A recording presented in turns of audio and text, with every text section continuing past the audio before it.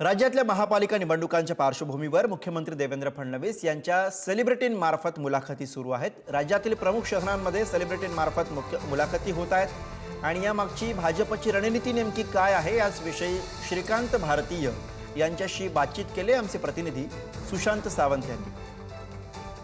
महानगरपालिका निवडणुकींची रणधुमाळी सुरू आहे।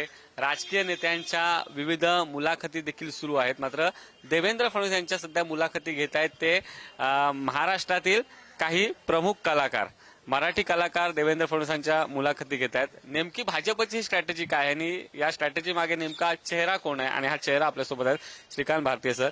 सर, देवेंद्र फडणवीस साहेबांच्या खऱ्या अर्थाने मुलाखती होत आहेत, सगळे कलाकार अर्थात मुलाखती घेत आहेत, नेमकी स्ट्रॅटेजी काय त्यामध्ये? नाही, यात वेगळी अशी स्ट्रॅटेजी काहीच नाही। भारतीय जनता पक्षाचं वैशिष्ट्यच असं आहे की आम्ही 365 दिवस संघटनेचं काम करणारे लोक आहोत आणि त्या शक्तीच्या भरोश्यावर आम्ही निवडणुका लढत असतो। आपल्या सगळ्या लोकांना फक्त टॉक शो दिसतोय, पण तो टॉक शो त्या शहरामधले 60 चौकांमध्ये स्क्रीन लावून लोक बघतात आहेत।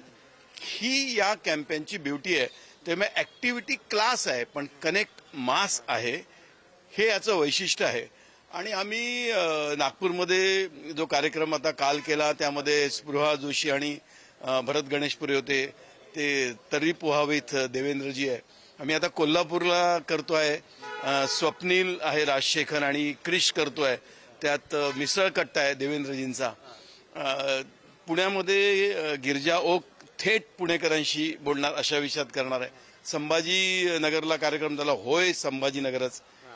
असे वेगवेगळे प्रयोग आम्ही महाराष्ट्रामध्ये करतोय आणि मुळामध्ये देवेंद्रजींचा हा आग्रह असतो की हे इलेक्शन मुळामध्ये त्या महानगराच्या कंटेंटच्या आधारावर लढवलं गेलं पाहिजे आणि अशा प्रकारच्या टॉक शोमध्ये प्रामुख्याने अशा प्रकारचे कंटेंट समोर येतात आणि नागरिकांना जेव्हा मतदानाला जायची संधी मिळते तेव्हा ते कुठल्या अजेंड्यावर मतदान करतात हे सेट होतं। कॅमेरा पर्सन विजय सर, सुशांत सावंत, पुढारी न्यूज, मुंबई।